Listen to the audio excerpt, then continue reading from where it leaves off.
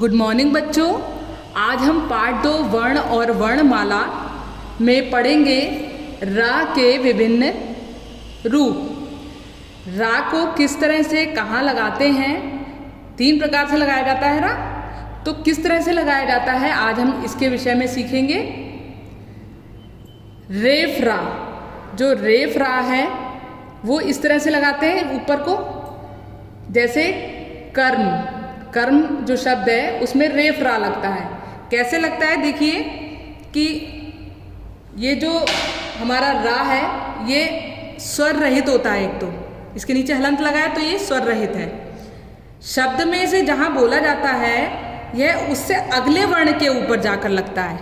ठीक है, जैसे हमारा शब्द है कर्म, तो कर्म में कर्म, कर्म है, म से पहले बोला गया तो रा जो है उसके ऊपर लगेगा। जहाँ पर बोला गया है उसके बाद वाले वर्ण के ऊपर लगा है, जैसे कर्म। इसी तरह से धर्म में भी धर्म, धर्म आ रहा है ना, तो र आधा ही आ रहा है। सुनने देखिए जरा, धर्म, म जो आ रहा है उससे पहले रा आ रहा है, तो उस माँ के ऊपर लगेगा जिससे पहले वो रा आया है। ठीक है, ये धर्म एक तो हो गया, ये रेफ रा। दूसरा है रा, ये पदेन।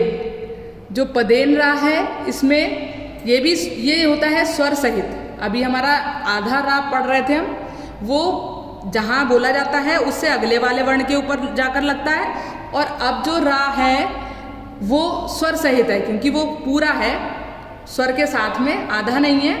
तो उसमें क्या होता है, उससे पहले जो वर्ण आया है वो आधा होगा।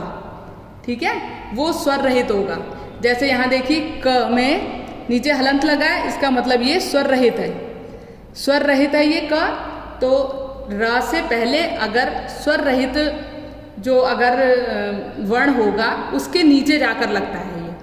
जैसे आप देख रहे हैं इसमें क र म, तो रा कहाँ लगा है?